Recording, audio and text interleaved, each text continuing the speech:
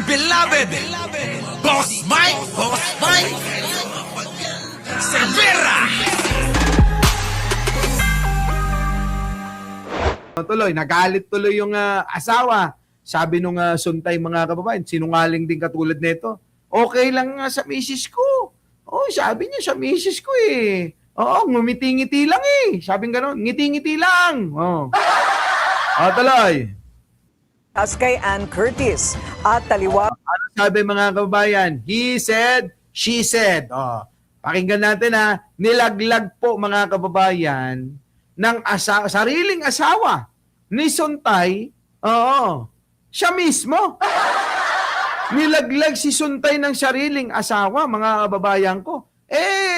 Dito na ho mga kababayan, makikita nyo, Leonora Brown, Annalisa Uso, OFW, Iris Joy Ramirez, na sinungaling itong si Congressman Suntay, na hindi dapat ito pinagtitiwalaan. Gawa ng sinungaling.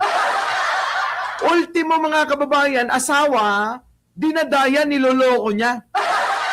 Asawa na ho yan mga kababayan, dinadaya pa na niya, niloloko pa niya. Taong bayan pa kaya? Sipin niyo mga kababayan, kung nagagawa ni Suntay na lokohin yung asawa, kung nagagawa niyan dayain yung asawa, taong bayan pa kaya mga kababayan ko? Di ba? Taong bayan pa kaya?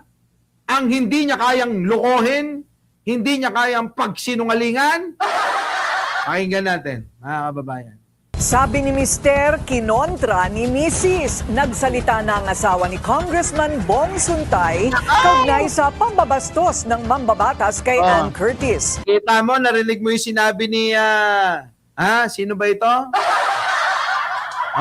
Sino ba itong newscaster na to? Alam niyo naman mga kababayan ko, ano? Oo, medyo tumatanda na tayo. Diba? Ito yung asawa ni Mar Rojas, si Corina. Galing ni Pachuchay, si Corina Sanchez. Ano sabi? Pambabastos! Tahasan ko yung sinabi. Pambabastos daw ni Suntay kay Ann Curtis. Ayan, liwanag eh. Ulit. Sabi ni Mister, kinontra ni Mrs. Nagsalita na ang asawa ni Congressman Bong Suntay kaugnay sa pambabastos ng mambabatas kay Ann Curtis. Kita nyo, kaugnay sa pambabastos. Bastos ka raw. Congressman Suntay. Bastos. Ayan, napakaliwanag na sinabi ni Corina. Sa pambabastos mo kay Ann Curtis. Pati asawa mo, nagsalita na. Sabi mo, okay lang sa kanya. Sabi mo, nakangiti lang siya. Yung pala mga kababayan, hindi pala ganon. At taliwa sa salaysay ng kongresista, hindi raw natawa si Sheila Suntay sa kanyang mga pahayag. Mariin din siyang humihingi ng tawad sa aktres. Yan ang exclusive. Kita nyo, kudos po rito sa asawa, buti hindi kinonsinte. Di ba? Para tuloy mga kababayan nung nakaraan, nasabi natin, konsentidor pala yung asawa mo eh. Yun naman pala mga kababayan, hindi. At yung asawa pa, yung nag-sorry. Para sa yung hayop ka. Di ba, Delia Coco? Yung asawa pa ho yung nag-sorry. At itinama na hindi totoo na nangiti lang siya at natawa. Doon sa pagkakasabi niya kay Ann Curtis sa pambabastos niya. Hindi daw ho ganun, mga kababayan ko. Tuloy. Agenda report ni Pierre Pastor. Natawa. Alam mo, iba-iba. Yung misis ko natawa dahil alam naman nila. Yung kapatid ko sinabi, bakit mo sinabi yan? Kuya. Depende sa sa konteksto. Yung mga kaibigan kong lalaki, nung nag-viral, sabi, idol kita talaga. Kita nyo, sinungaling! Ang galing magsinungaling nito. Hoy, Bong Suntay! Binisto ka na ng asawa mo, sinungaling ka. Grabe, no? Kapal ng mukha nito, no? Sino ba bumoto rito at naging congressman to? Nabudol kayo neto.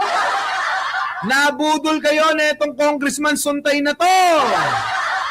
Sinungaling. O, tingnan nyo, mga kababayan ko. Ito na. Tawad sa aktres. Yan ang exclusive agenda report ni Pierre Pastor.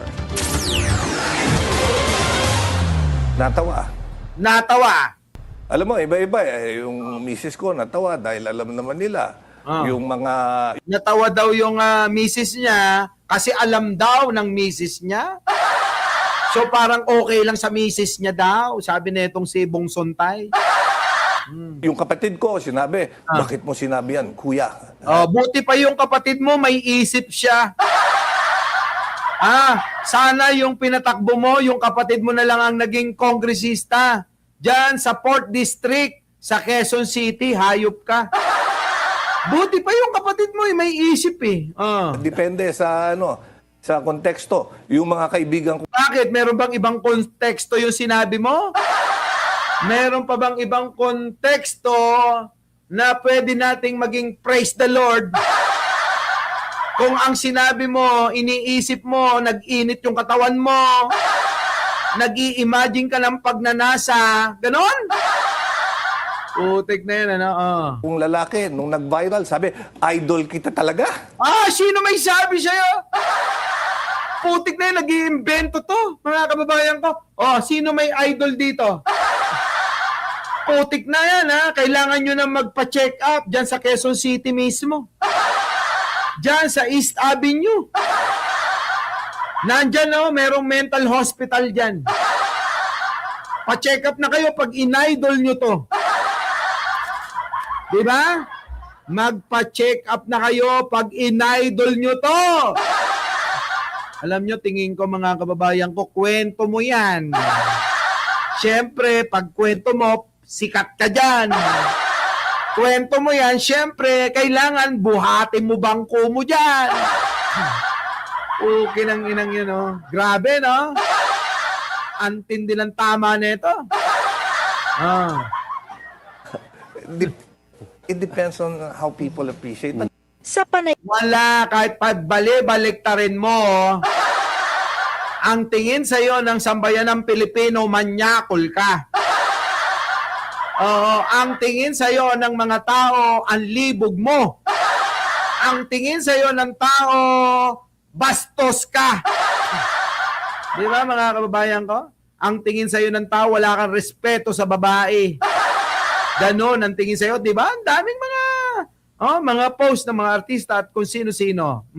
panayam sa Politico Nightly ng Billionaire News Channel, sinabi ni Congressman Bong Suntay na naging magaan ang pagtanggap ng kanyang asawa sa bastos na pahayag niya tungkol kay Ann Curtis. Kita nyo na, ang pahayag niya sa media, naging magaan daw, mga kababayan, yung pagtanggap ng asawa niya. Kaya nga mga kababayan, di ba? Sa kanya mismo galing yung galit din natin sa asawa niya.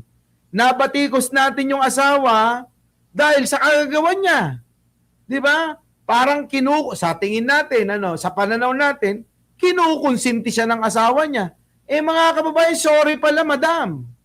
Hindi ho pala. Dahil iba yung sinasabi ng asawa nyo sa opinion ninyo na iba pala. Hindi pala ganun. Galit pala kayo. Diba mga kababayan ko? Galit yung asawa. Pero sa exclusive na pahayag ni Mrs. Sheila Ayan na. Suntay sa Billionaire News Channel, mariing pinabulaanan niya ito. Kita mo, sinungaling ka? Napakasinungaling ng kongresista na si Suntay. Ayan, asawa na mismo ang naglaglag sa kanya. Asawa mo mismo, Suntay, nagsasabi, sinungaling ka. Paano ka papagtitiwalaan ng taong bayan kung asawa mo mismo nagpapatunay, sinungaling ka? Hirap yan, mga kababayan. Asawa mismo nagsasabi, yung asawa niyang congressman, sinungaling. Di ba, mga taga Quezon City? Ako rin naman, taga Quezon City. Mag-isip-isip kayo, mga kababayan ko, sa Quezon City, ha? Kung nasa tamang pag-iisip pa kayo. Giit din niya, hindi siya at kanilang mga anak sumasang-ayon sa ginawa ng kanyang asawa. Pahiyang malala. Tama po Mrs. Suntay at sa mga anak. Opo, tama po yan. Hindi po kailanman dapat natin na kinukonsente. Ang mali, kahit pa ito ay ating kapamilya, tatay, nanay, anak, hindi po dapat kinukonsente. Kasi mga kababayan, ayaw ho namin gawin sa inyo. Sa asawa ni Suntay, wala ho silang kinalaman. Kaya lang nadadamay dahil sa kagagawan niya mismo. Kagagawan mismo ni Congressman Suntay. Sabi ni Noel Arcela, ang sabi ni Kong Suntay, natawa daw ang kanyang asawa. Oh, baka natawa sa galit. Tuloy. At hindi raw siya natawa. Oh, yan. Maliwanag taliwas sa sinasabi ni Bong Suntay, yung pong pahayag ng kanyang asawa. Oh, taliwas. Na pahayag niya tungkol kay Ann Curtis. Pero sa exclusive na pahayag ni Mrs. Sheila Suntay sa Billionaire News Channel, mariing pinabulaanan niya ito. Giit din niya, hindi siya at kanilang mga anak sumasang-ayon sa ginawa ng kanyang asawa. Very good. At hindi raw siya natawa. Tama. Humingi rin siya ng tawad kay Ann Curtis. Correct. Anya, no woman should ever be spoken about that way and that she Correct. stands with the actress. Oy, sana yung asawa mo na lang tumakbong congressman. Mrs. Suntay, ikaw na lang Sheila Suntay ang tumakbo, wag na yung asawa mo. Buti pa tong asawa, marunong mag-isip. Putik na yan, Dapat ito'y tumatakbo. Malawak ang pangunawa. Di ba? Babae lagi tama. Oy, Arnold Lopez, kung gusto mong lumigaya ang iyong buhay, dapat laging tama ang babae. Tuloy. Pakiusap din ni Sheila, huwag nang idamay sa issue ang kanyang mga anak. Correct. Yan, mga kababayan ko. Kasalanan ni Suntay yan kaya nadadamay kasalanan. Siya mismo kasi may kagagawan sasalita ng ganon. Diba? Yun nga ho yung example natin. Paano kaya kung ganyan ang gawin sa anak mo? Bong Suntay, hindi ka magagalit? Okay lang sa'yo? Kung sa akin yung mga kababayan, baka puti. Kahit kamukha nyo si Digong, i-sparring ko kayo. Diba? Nais na lang daw nilang manatiling pribado. Yon. Sa Politico Nightly, sinabi pa ni Congressman Suntay, imbis na pag-usapan ang kanyang sinabi tungkol kay Curtis, mas dapat pagtuunan daw ang mga mas mahalagang bagay gaya ng ekonomiya at ang impeachment ni VP Sara. Napag-uusapan niya Suntay, pero kailangan din natin pag-usapan kung ano yung mga sinabi mo kasi maaaring makaapekto sa emosyon ng mga babae. Maaaring makaapekto sa mga tao. Kasi baka isipin ng mga lalaki, normal lang na bastusin yung mga kababaihan dito. Di ba? Mga kababayan ko kasi parang gusto nila, kalimutan na natin, pwede palang ganyan, pwede palang bastusin yung mga babae. Hindi po pwede, hindi po ako sasang-ayon sa ganun Ang mga babae dapat nire-respeto. Ang mga babae dapat minamahal. Ang mga babae dapat mga kababayan binibeng.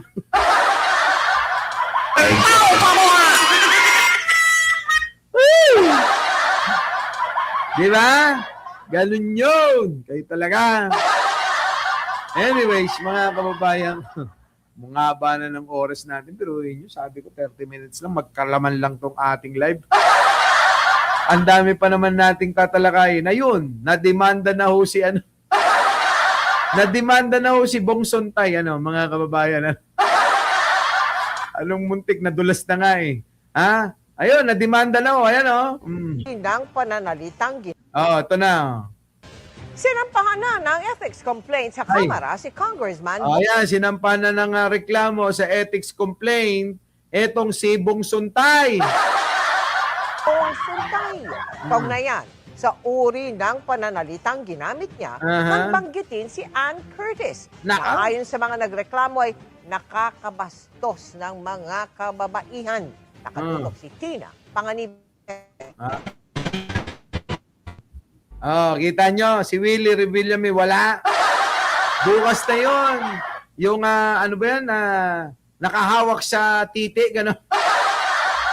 Alam nyo, tingin ko naman doon kay Kuyang Willie, tingin ko pampahype lang yun eh. Di ba na? Pangpahype lang ni Kuyang Willie yun. Kasi mukhang hindi na ho bumibenta yung pong kanyang mga show. Kuyang, tama na, hayaan mo na. Hindi mo naman na mauubos yung kayamanan mo. Manahimik ka na lang at magkwentuhan na lang tayo, manood ka ng live ko. Tapos dito sa live ko, akyat ka rito, pag-usapan natin kung anong gusto mo. Di ba, no? Halatang halata naman ho, mga kababayan. Oo. Ako opinion ko lang, sinadya yun. Sinadya ho yun, mga kababayan. Anyways, mga kababayan ko, inabot na ho tayo ng mahabang oras, bukas kita-kita na lang po tayo. Ano po, 8:30. Abangan nyo ho. 8:30, mga kababayan ko, alam nyo na, magla-live na ho ako ng tuloy-tuloy.